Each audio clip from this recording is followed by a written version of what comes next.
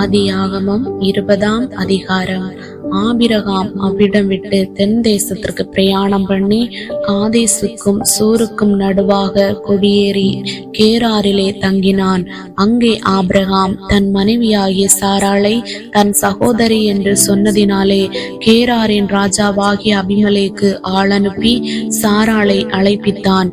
தேவன் இரவிலே அபிமெலேக்குக்கு சொப்பனத்திலே தோன்றி, நீ அழைப்பித்த ஸ்திரீயின் நிமித்தம் நீ செத்தாய், அவள் ஒருவனுடைய மனைவியாயிருக்கிறாளே என்றார். அபிமெலேக்கு அவளை சேராதிருந்தான். ஆகையால் அவன், ஆண்டவரே, நீதியுள்ள ஜனங்களை அழிப்பீரோ? இவள் தன் சகோதரி என்று அவன் என்னோடே சொல்லவில்லையா? அவன் தன் சகோதரன் என்று இவளும் சொன்னாளே. உத்தம இருதயத்தோடும் சுத்தமான கைகளோடும் இதை செய்தேன் என்று சொன்னான். அப்பொழுது தேவன், உத்தம இருதயத்தோடே நீ இதை செய்தாய் என்று நான் அறிந்திருக்கிறேன். நீ எனக்கு விரோதமாக பாவம் செய்யாதபடிக்கு உன்னை தடுத்தேன். ஆகையால் நீ அவளை தொட நான் உனக்கு இடம் கொடுக்கவில்லை. அந்த மனுஷனுடைய மனைவியை அவனிடத்திற்கு அனுப்பிவிடு. அவன் ஒரு தீர்க்கதரிசி. நீ பிழைக்கும்படிக்கு அவன் உனக்காக வேண்டுதல் செய்வான். நீ அவளை அனுப்பிவிடாதிருந்தால் நீயும் உன்னை சேர்ந்த யாவரும் சாகவே சாவீர்கள் என்று அறிவாயாக என்று சொப்பனத்திலே அவனுக்கு சொன்னார். அபிமெலேக்கு அதிகாலையில் எழுந்து தன் ஊழியக்காரரை எல்லாம் அழைப்பித்து இந்த சங்கதிகளை எல்லாம் அவர்கள் கேட்கும்படி சொன்னான். அந்த மனுஷர் மிகவும் பயந்தார்கள். அப்பொழுது அபிமெலேக்கு ஆபிரகாமை அழைப்பித்து, நீ எங்களுக்கு என்ன காரியம் செய்தாய்? நீ என் மேலும் என் ராஜ்யத்தின் மேலும் கொடிய பாவம் சுமர பண்ணுகிறதற்கு உனக்கு நான் என்ன குற்றம் செய்தேன்?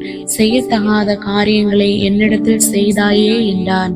பின்னும் அபிமெலேக்கு ஆபிரகாமை நோக்கி, என்னத்தை கண்டு நீ இந்த காரியத்தை செய்தாய் என்றான். அதற்கு ஆபிரகாம், இவ்விடத்தில் தெய்வ பயம் இல்லை என்றும் என் மனைவியின் நிமித்தம் என்னை கொன்று போடுவார்கள் என்றும் நான் நினைத்தேன். அவள் என் சகோதரி என்பது மெய்தான். அவள் என் தகப்பனுக்கு குமாரத்தி, என் தாய்க்கு குமாரத்தி அல்ல. அவள் எனக்கு மனைவியானாள்.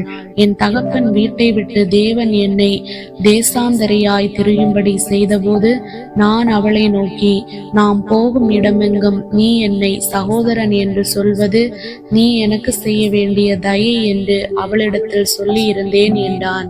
அப்பொழுது அபிமெலேக்கு ஆடு மாடுகளையும் வேலைக்காரரையும் வேலைக்காரிகளையும் ஆபிரகாமுக்கு கொடுத்து அவன் மனைவியாகிய சாராளையும் அவனிடத்தில் திரும்ப ஒப்புவித்தான். பின்னும் அபிமெலேக்கு, இதோ என் தேசம் உனக்கு முன்பாக இருக்கிறது. உன் பார்வைக்கு சம்மதியான இடத்திலே குடியிரு என்று சொன்னான். பின்பு சாராளை நோக்கி, உன் சகோதரனுக்கு 1000 வெள்ளிக்காசு கொடுத்தேன். இதோ உன்னோடு இருக்கிற எல்லார் முன்பாகவும் மற்ற யாவர் முன்பாகவும் இது உன் முகத்து முக்காட்டுக்காவதாக என்றான். இப்படி அவள் கடிந்து கொள்ளப்பட்டாள். ஆபிரகாமுடைய மனைவியாகிய சாராளின் நிமித்தம் கர்த்தர் அபிமெலேக்குடைய வீட்டாரின் கற்பங்களை எல்லாம் அடைத்திருந்தபடியால் ஆபிரகாம் தேவனை நோக்கி வேண்டிக் கொண்டான். அப்பொழுது தேவன் அபிமெலேக்கையும் அவன் மனைவியையும் அவன் வேலைக்காரிகளையும் குணமாக்கி பிள்ளை பெறும்படி அனுக்கிரகம் பண்ணினார்.